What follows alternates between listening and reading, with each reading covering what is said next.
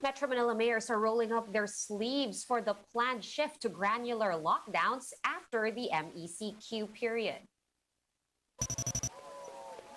Some health workers are planning to hold a nationwide strike on the back of delayed COVID-19 benefits from the government. Stakeholder meetings, VacCert-PH was developed primarily in compliance with the standards set by World Health Organization. The DICT says that COVID-19 vaccine certificates will be fully rolled out starting October. And in his latest policy reversal, President Duterte has dropped the casino ban in Boracay. In sports, wheelchair racer Gerald Mangliwan books a ticket to the finals. But swimmer Ernie Gawilan falls short of the medal match in the 2020 Tokyo Paralympics.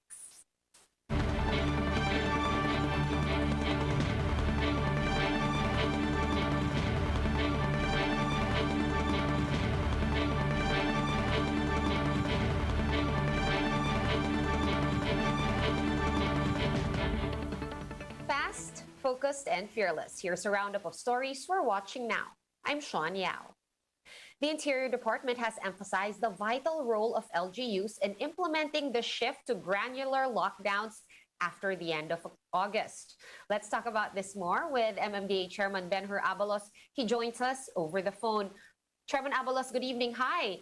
How are NCR mayors preparing for this policy?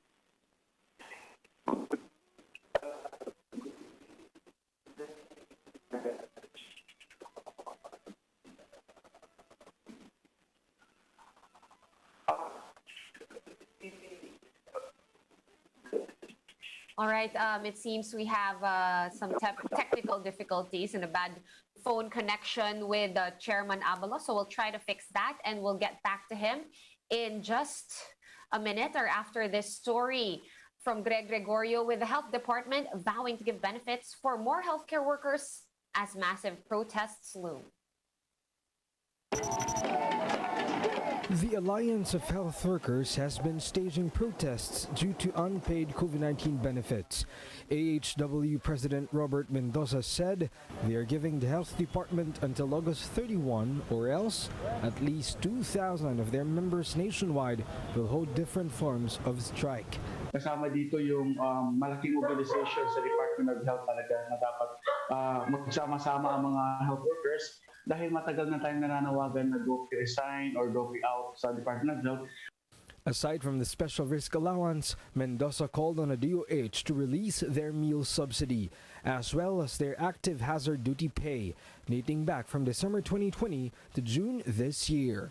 Sana marami pa sana na-encourage ng mga health workers na manatili dito sa ating bansa. Kung naibigay man ito, malaking tulong po ito. The DOH has downloaded additional 311 million pesos for the SRA of around 20,000 healthcare workers.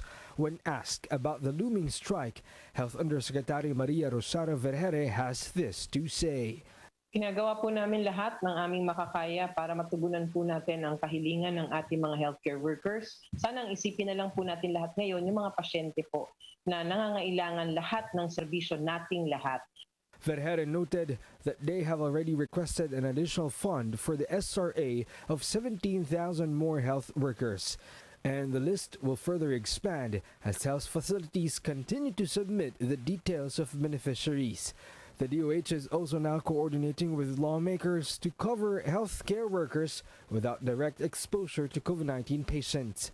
We are limited by the existing laws and policies that we have right now in the country. Nakalagay po maigi doon sa ating batas na directly catering to COVID-19 patients ang atin pong binibigyan. The legislators already committed that they will be amending the law. So once the law is amended, we will do that. Meanwhile, the DOH reported that almost 99% of healthcare workers have already received their first vaccine doses, and over 96% of those in the master list have been fully vaccinated against COVID-19. With this, the agency is now looking at shortening the quarantine period for fully immunized healthcare workers. It will depend on the Infection and Prevention Control Committee of the hospital. Sila ang magsasabi pwede ba natin gawin itong 7 days na shortening ng quarantine? It's an option given to hospitals so that we can preserve better our healthcare workers. For News 5, Greg Gregorio, we are One News.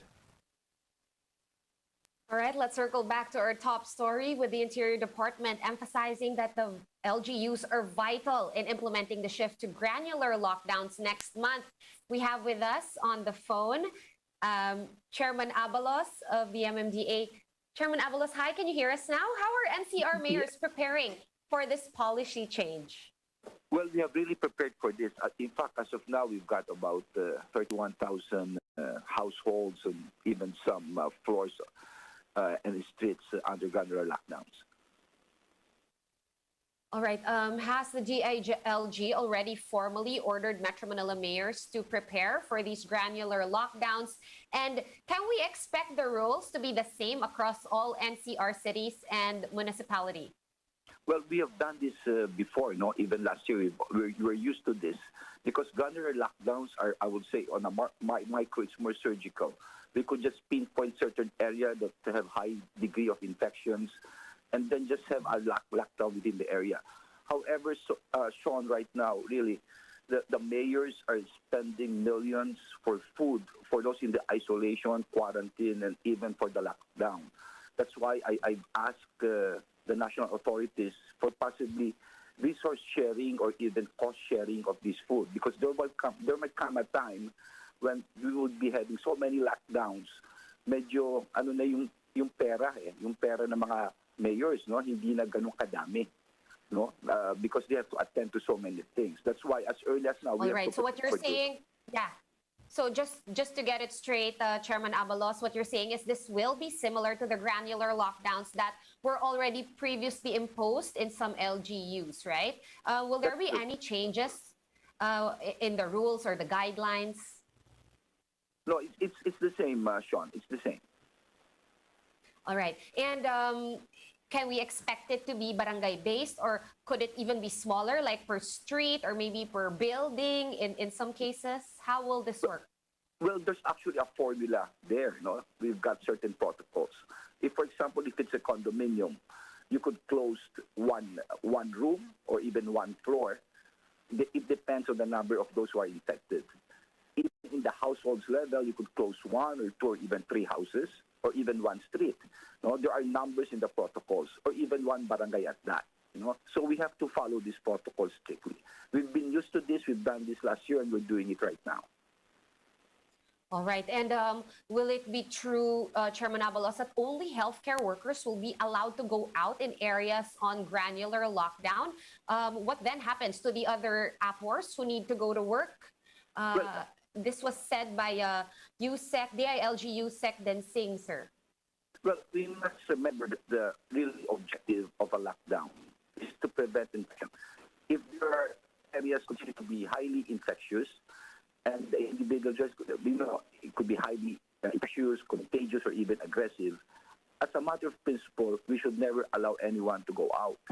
That is why even the meals will be delivered and provided for by the LGU for so many days. That is the general principle here.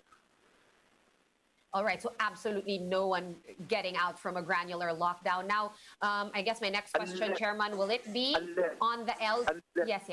Unless there are some exceptions, of course, if there are emergency cases, etc., and some other emergencies that they need us to go out, and they would be checked thoroughly. Okay. So case-to-case basis for that, and I guess there will for sure be people checking the borders. Now, with regard to cash aid or ayuda, Chairman Abalos, will it be upon the LGUs to give out the ayuda from their own resources, or will it still be coming from the national government since they were the ones who mandated this? How will that work? Sean, unfortunately, we have no ayuda for this. No, with the granular lockdown, the burden is already shifted from the national to LGU. We must remember right now that the LGU is already shouldering all the expenses, not only for the granular lockdowns, but likewise for the isolation. And the isolation are so full, the quarantine areas. The LGUs, the mayors are already providing for these expenses, and it's already costing them millions by the weeks. And then after the Right. lockdown, So we've appealed to the national government to help us here. In the event this will be prolonged, there should really be cost or even resource sharing with the national government. All right, thanks for explaining that, Chairman Abalos. In your opinion, do you think this will be actually more effective in containing the spread of the virus? But it will not only be more effective, no, we will really try our best. But what is important is to separate the community that is really a high degree of infection so that the other healthy member of the population can go to work. We must really calibrate economy with of course, with the health of our population. That is what is being done right now. All right, thank you so much for answering all our questions. Thank you for your time. MMDA Chairman Benhur Abalos over the phone. Thank you, sir. Thank you, Sean. And the DICT is set to fully roll out COVID-19 vaccine certificates by October. In today's House hearing, DICT Undersecretary Emmanuel Caintic said they are still ironing out kinks in the VaxCert PH system before its full implementation. Metro Manila residents and OFWs will be included in the dry run of the new system in September. The digital vaccination certificate will be containing the personal details of the vaccinee, the brand and lot number of the jab used, as well as the place and date of vaccination. Ang pinaka-critical na nakikita namin yung data readiness. Kasi defective, ang system could work. Pero pag wala ka doon, it creates the impression na hindi gumagana ang system. Hindi naman maintindihan na common man yun eh. So important yung data readiness. Allow us to have adequate preparation for the LGUs kasi katuwang natin sila. One government po, wala na pong LGU dito po.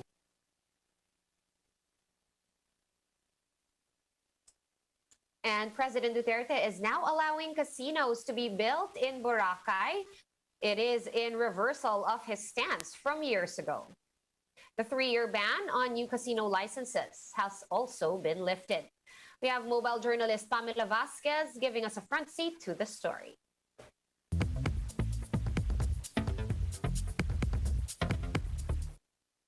President Duterte has changed his tune about casinos on Boracay.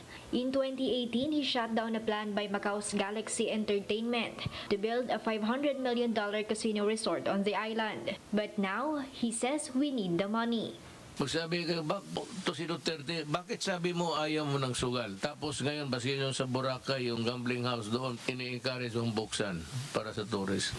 Patawarin na po ninyo ako for the contradiction. Ngayon po, wala tayong pera. Kung saan man tayo makakuha ng pera, kukunin ko. Kung dyan sa gambling, so be it. Businesses in Boracay have been hit hard by the pandemic, with tourist arrivals still nowhere close to where they were before COVID-19. Tourism Secretary Bernadette Romulo Puyat says they've been pushing for rules to be eased soon. The private sector has been asking. Kasi ang buong Aklan is MECQ. They've been asking for a different quarantine classification. Kung pwedeng iba sila from the whole of Aklan. So if you say, let's say pumayag, but eventually hindi pa naman na-approve yung granular lockdown, at least pwedeng hindi nakasama yung Boracay. Kung yung cases naman, it's not, you don't treat it like the whole province. Pwedeng Boracay hindi nakasama. Okay. It's not just Boracay casinos.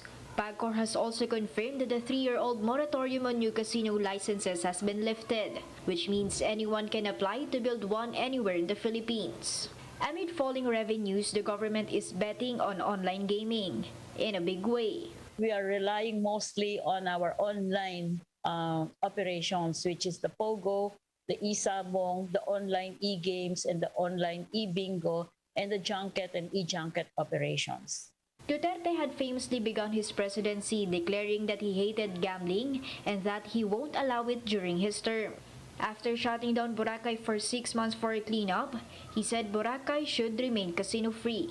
Ngayon, kung nagkamali ako, tama yan, nagkamali ako. Kung wala akong isang salita dyan, tama yan, wala akong isang salita dyan. I'm Pamela Vasquez and we are One News.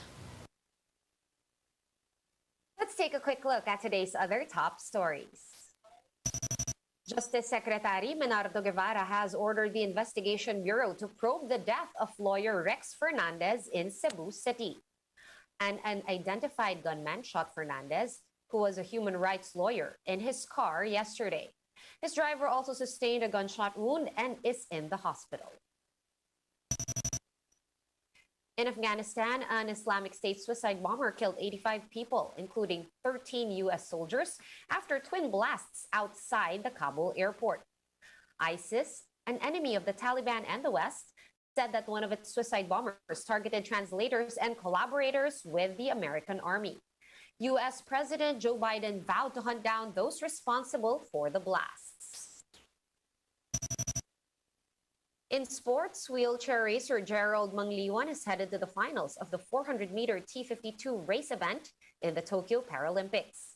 Mangliwan placed fourth in the qualifying heat and seventh in overall rankings, where the top 8 advanced to the finals. Meanwhile, swimmer Ernie Gawila narrowly missed a chance for a medal after placing 9th overall. For more updates, visit News 5, the Philippine Star, and Business World online. Visit our website, onenews.ph, for more in-depth analysis. You can also catch One News on the Signal Play app. Register for a free account at www.signalplay.com and stream One News live anytime, anywhere. Masks on, wash hands, and stay safe, Philippines. I'm Sean Yao. We are One News.